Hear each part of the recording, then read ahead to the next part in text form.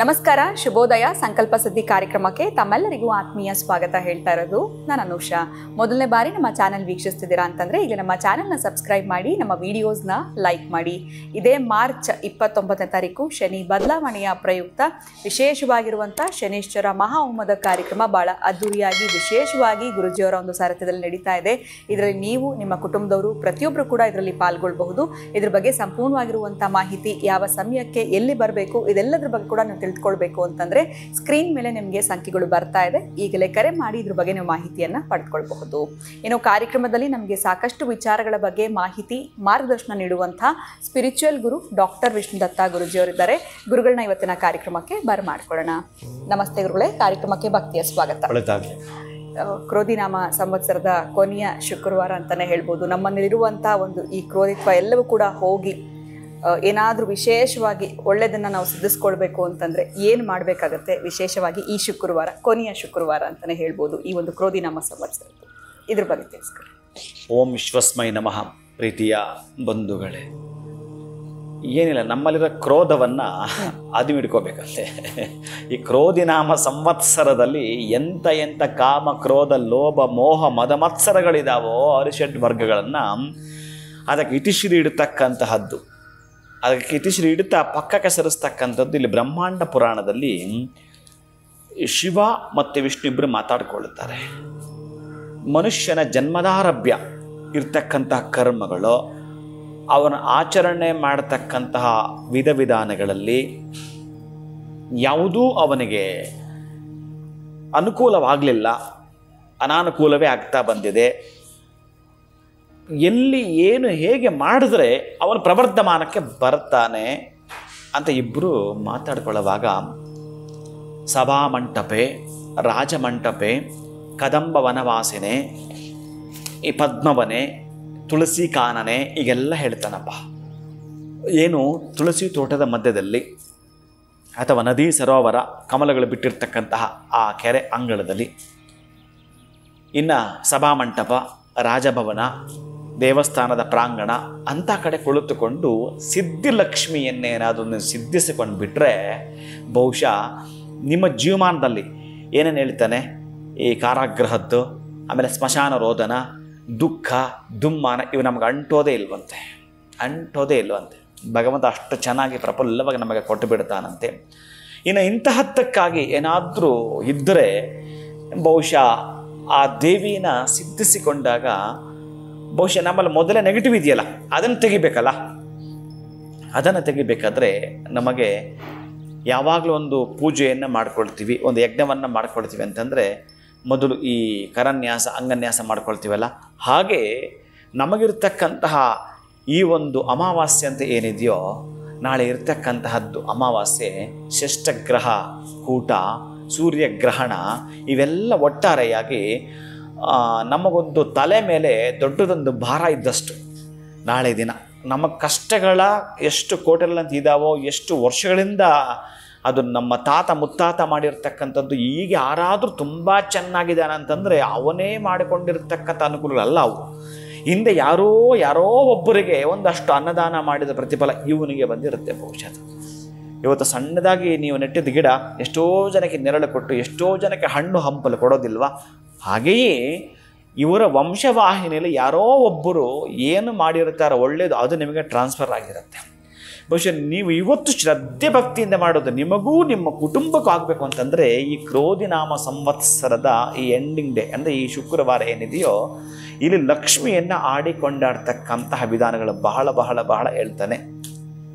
ಹೊರಟುಬಿಡಿ ಒಂದ್ಸಲ, ಒಂದಷ್ಟೆಲ್ಲಾದರೂ ಕೆರೆ, ಬಾವಿ, ಆಲಯ, ಒಂದು ಮರ ಅಥವಾ ತುಳಸಿ ಅದರ ಜೊತೆ ಕೂತ್ಕೊಂಡು ಸಿದ್ಧಿಲಕ್ಷ್ಮಿ ಸ್ತೋತ್ರ ಅಂತಿದೆ, ನಾನು ಮೊದಲೇ ನಿಮಗೆ ಹೇಳಿರ್ತೀನಿ. ಅಂತಹ ಸಿದ್ಧಿಲಕ್ಷ್ಮಿ ಸ್ತೋತ್ರ ಎಲ್ಲಿ ಸಿಗುತ್ತೆ ಅಂತಂದರೆ, ನಾನು ನಿಮಗೆ ಸ್ತೋತ್ರಮಾಲವನ್ನು ಆ್ಯಪ್ ಜೊತೆಗೆ ಹೇಳ್ತಾನೆ ಬಂದಿದ್ದೀನಿ. ಅದರಲ್ಲಿ ಮಹಾಲಕ್ಷ್ಮಿ ಅಂತಕ್ಕಂಥದ್ದು ಏನು ಸಿಂಬಲ್ ಇರ್ತದೆ ಅದನ್ನು ಹೊಡೆದ್ರೆ ಸಿದ್ಧಲಕ್ಷ್ಮಿ ಸ್ತೋತ್ರ ಅಂತ ಬರುತ್ತೆ. ಪೂರ್ಣವಾಗಿ ಅದರಲ್ಲಿ ಓದಿ, ಬ್ರಹ್ಮಾಂಡ ಪುರಾಣ ಎಂಡಿಂಗಲ್ಲಿದೆ ನೋಡಿ, ಆ ಶಿವ ವಿಷ್ಣಿಬ್ಬರು ಮಾತಾಡಿಕೊಳ್ತಾರೆ. ಅದಕ್ಕಾಗಿ ಆ ಸಿದ್ಧಿ ಮಂತ್ರವನ್ನು ನೀವೇನಾದರೂ ಹೇಳ್ಕೊಂಡ್ಬಿಡ್ತೀನಿ ಅಂತಂದರೆ ಪರಮಾದ್ಭುತವಾಗಿರ್ತಕ್ಕಂಥದ್ದು ಪ್ರತಿನಿತ್ಯ ನೀವು ಪಠಿಸ್ಬೋದು. ಆದರೆ ಪ್ರಾರಂಭ ಮಾತ್ರ ಶುಕ್ರವಾರ ಮಾಡ್ತಾ ಬನ್ನಿ.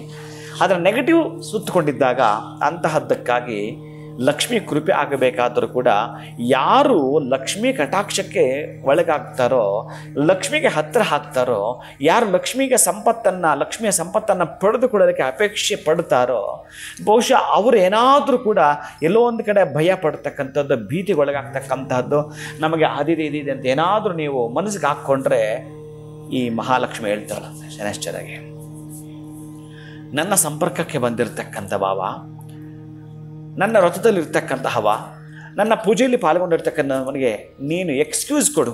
ಯಾವ ಥರ ಗೊತ್ತಾ? ಅವನು ಮಾಡಿರ್ತಕ್ಕಂಥ ತಪ್ಪಿನ ಅರಿವು ಮೂಡಿಸು, ಶಿಕ್ಷೆ ಕೊಡಬೇಡ.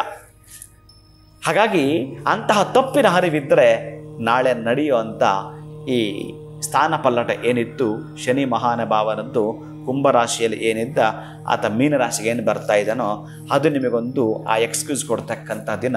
ನಾವು ಎಂದೋ ಯಾವತ್ತೋ ಹಿಂದೆ ಮಾಡಿರ್ತಕ್ಕಂಥ ತಪ್ಪುಗಳು ಅಥವಾ ಮುಂದೆ ಮಾಡ್ತಕ್ಕಂಥ ನಮಗೆ ಗೊತ್ತಿಲ್ಲದೆ ಮಾಡುವಂಥ ತಪ್ಪುಗಳನ್ನು ಕ್ಷಮಾಪಣೆ ಮಾಡಿಕೊಳ್ತಕ್ಕಂತಹ ದಿನ ಇತ್ತು ಅಂತಂದರೆ ಪ್ರೀತಿಯ ಬಂಧುಗಳೇ, ಅದು ನಮ್ಮ ಜೀವ ಚೈತನ್ಯ ನಮಗೊಂದು ಅದೃಷ್ಟ ಅಂತ ಒಲಿದು ಬರಬೇಕಾದರೂ ಕೂಡ ಎಂತ ಹೇಳ್ತಾನೆ, ಪ್ರಾಣ ಪ್ರಯಾಣ ಸಮಯ ಕಫವಾತ ಪಿತ್ತ ಈ ಕಂಠಾವರೋಧನವಿದೋ ಸ್ಮರಣಂ ಕುತಸ್ತೆ ಅಂತ ಎಲ್ಲ ಹೇಳ್ತಾನೆ. ಅಂತಹ ಸಂದರ್ಭದಲ್ಲೂ ಕೂಡ ಅವನನ್ನು ಸ್ಮರಣೆ ಮಾಡಬೇಕಂತೆ. ನಮಗೆ ಯಾವುದು ತೊಂದರೆ ಕೊಡ್ತಾ, ಕಫ ವಾತ ಪಿತ್ತ ಯಾವುದು ಕೊಟ್ಟು ನಮ್ಮನ್ನು ಆ ಒಂದು ದುಃಖಕ್ಕೆ ಹಿಡು ಮಾಡುತ್ತೋ, ಅಂತಹ ಸಾವಿನ ಮನೆತನಕ್ಕೆ ನಮ್ಮನ್ನು ಹೇಳಿಕೊಂಡು ಹೋಗ್ಬಿಡುತ್ತೋ, ಅಂತಹ ಸಂದರ್ಭದಲ್ಲೂ ಕೂಡ ನಾವು ಸ್ಮರಣೆ ಮಾಡಬೇಕು ಅಂತ ಹೇಳುತ್ತೆ. ಇನ್ನು ಇದು ಎಕ್ಸಾಮ್ ಸೆಂಟ್ರು ಅಂತ ಹೇಳ್ತಿರಬೇಕಾದ್ರೆ ಅಂತಹ ಅದ್ಭುತವಾಗಿರ್ತಕ್ಕ ದಿನ ಅಂತ ಹೇಳಿದ ಮೇಲೆ ನಾವು ಸುಮ್ಮನೆ ಆದರೂ ಇರೋದು ಹೇಗೆ? ನಿಮ್ಮ ಮನೆಯಲ್ಲಾದರೂ ನೀವು ಸ್ತೋತ್ರ ಪಾರಾಯಣ ಮಾಡ್ಕೊಳ್ತೀರಿ, ಅಥವಾ ನೀವು ನಿಮ್ಮ ಹತ್ತಿರ ನಡೀತಾ ಇರ್ತಕ್ಕ ಯಾಗದಲ್ಲಾದರೂ ಕೂಡ ಪಾಲ್ಗೊಳ್ತಕ್ಕಂಥ ಪ್ರಮೇಯವನ್ನು ಮಾಡಿಕೊಳ್ಳಿ.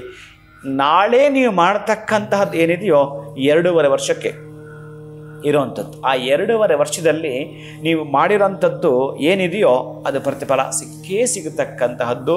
ನಾಳೆ 2.5 ನಿಮಿಷದಿಂದಲೇ ಸ್ಟಾರ್ಟ್ ಆಗ್ತಕ್ಕಂತಹದ್ದು 2.5 ವರ್ಷ ನಿಮ್ಮನ್ನು ರಕ್ಷಾ ಕವಚವಾಗಿ ಕಾಯ್ತಕ್ಕಂತಹದ್ದು ಆ ಸಿದ್ಧಿ ಮಂತ್ರ. ಅಂತಹ ಸಿದ್ಧಿ ಮಂತ್ರವನ್ನು ಹೇಳಿಕೊಳ್ಳೋ ಮುಖಾಂತರ ಅಂಥ ಸಿದ್ಧಿಯನ್ನು ಪಡೆದುಕೊಳ್ಳಬೇಕಾದರೂ ಕೂಡ ನಮಗಿಲ್ಲಿ ಬೇಕಾಗಿರತಕ್ಕಂತಹದ್ದು ಪರಿಪೂರ್ಣತೆಯ ಫಲವನ್ನು ಪಡ್ಕೊಳ್ತೀವಿ ಅಂತಂದರೆ ಈ ಋತುಮಾನಗಳೇ ಬದಲಾಗ್ತಿರ್ತಾವಲ್ಲ, ಯಾವ ನೋಡಿ ಆ ಋತುಗಳಿಗೆ ಸಂಬಂಧಪಟ್ಟ ಆಹಾರವನ್ನೇ ನಾವು ತೆಗೆದುಕೊಳ್ತಾ ಬರ್ತಿರ್ತೀವಿ ಬೇಸಿಗೆ ಕಾಲಕ್ಕೆ. ಯಾಕಂದರೆ ಆ ಋತುಗಳೇ ಬದಲಾದಾಗ ನಾವು ಬದಲಾಗಬೇಕಲ್ಲ. ಈಗ ಚಳಿಗಾಲ ಇದ್ದಾಗ ನೀವು ಸ್ವೆಟರ್ ಹಾಕ್ಕೊಳ್ತೀರಿ, ಕಂಬಳಿ ಹೊತ್ಕೊಳ್ತೀರಿ, ಬೇಸಿಗೆ ಕಾಲ ಹಂಗೆ ಹೊತ್ಕೊಂಡ್ರೆ ಏನಂತಾರೆ ನಿಮ್ಮನ್ನು? ಇವನು ಯಾರ ದಡ್ಡನಲ್ವಾ, ಯಾರ ಮೂರ್ಖ ಅನ್ನಲ್ವಾ? ಹಾಗೆ ಬೇಸಿಗೆ ಕಾಲಕ್ಕೆ ನೀವು ಹೇಗಿರಬೇಕು. ಹಾಗೆ ಅಂತಹ ಬದಲಾವಣೆಗಳಂತ ಬಂದಾಗ ನಾಳೆಯ ಸ್ಥಾನ ಫಲದ ಬದಲಾವಣೆ ಇದೆಯಲ್ಲ, ಅದರಲ್ಲಿ ಪಾಲ್ಗೊಳ್ಳಿ. ಇನ್ನು ಲಕ್ಷ್ಮೀ ಕೃಪೆಯು, ಶನೈಶ್ಚರನ ಕೃಪೆಯು, ಭಗವನ್ ನಿಯಾಮಕನಾಗಿರೋದ್ರಿಂದ ಮಹಾವಿಷ್ಣು ಶ್ರೀನಿವಾಸನ ಕೃಪೆಗೆ ತಾವೊಳಗಾಗ್ತಾರೆ. ಖಂಡಿತ ಗುರುಗಳೇ, ಕ್ರೋಧಿನಾಮ ಸಂವತ್ಸರದ ಕೊನೆಯ ಶುಕ್ರವಾರ ಆಗಿರೋದ್ರಿಂದ ಈ ದಿನವನ್ನು ನಾವು ಹೇಗೆ ಬಳಸ್ಕೊಳ್ಬೇಕು, ಜೊತೆಗೆ ಸಿದ್ಧಿ ಲಕ್ಷ್ಮಿ ಮಂತ್ರವನ್ನು ಸ್ತೋತ್ರವನ್ನು ಹೇಗೆ ಪಠನೆ ಮಾಡಬೇಕು ಅಂತ ಕೂಡ ತಿಳಿಸ್ಕೊಟ್ರಿ. ನಾಳೆ ವಿಶೇಷವಾಗಿ ಆಗ್ತಿರುವಂಥ ಶನಿ ಬದಲಾವಣೆಯ ಹೋಮದಲ್ಲಿ ಪಾಲ್ಗೊಳ್ಳಿ ಅಂತ ಕೂಡ ತಿಳಿಸ್ಕೊಟ್ಟಿದ್ದೀರಾ. ಧನ್ಯವಾದಗಳು ತಮಗೆ. ನಮಸ್ಕಾರ. ಹರೇ ಶ್ರೀನಿವಾಸ. ಮಾರ್ಚ್ 29ನೇ ತಾರೀಕು ಶನಿ ಬದಲಾವಣೆ ಆಗ್ತಾ ಇದೆ. ನಿಮ್ಮೆಲ್ರಿಗೂ ಸಾಕಷ್ಟು ದಿನಗಳಿಂದ ಇದ್ರ ಬಗ್ಗೆ ನಾವು ಹೇಳ್ತಾ ಬಂದಿದ್ದೀವಿ. ಸ್ಕ್ರೀನ್ ಮೇಲೆ ಕೂಡ ನಿಮಗೆ ಫೋನ್ ನಂಬರ್ಸ್ ಬರ್ತಾ ಇದೆ. ವಿಶೇಷವಾಗಿ ನಡೀತಾ ಇರುವಂಥ ಶನೇಶ್ವರ ಮಹಾ ಹೋಮದಲ್ಲಿ ನೀವು ಕೂಡ ಪಾಲ್ಗೊಳ್ಬೋದು. ಇದ್ರ ಬಗ್ಗೆ ಸಂಪೂರ್ಣವಾಗಿರುವಂಥ ವಿಚಾರಗಳನ್ನ ತಿಳ್ಕೊಳ್ಬೇಕು ಅಂತಂದರೆ ಸ್ಕ್ರೀನ್ ಮೇಲೆ ಬರ್ತಿರುವಂಥ ನಂಬರ್ಸ್ಗೆ ನೀವು ಕರೆ ಮಾಡಿ ಮಾಹಿತಿಯನ್ನು ಪಡ್ಕೊಂಡು ನಾಳೆ ನಡೀತಾ ಇರುವಂಥ ಶನೇಶ್ವರ ಮಹಾ ಹೋಮದಲ್ಲಿ ನೀವು ಕೂಡ ಪಾಲ್ಗೊಳ್ಳಿ ಅಂತ ಹೇಳ್ತಾ ವಿಡಿಯೋನ ಮುಗಿಸುವಂತಹ ಸಮಯ ಆಗಿದೆ. ನಮಸ್ಕಾರ.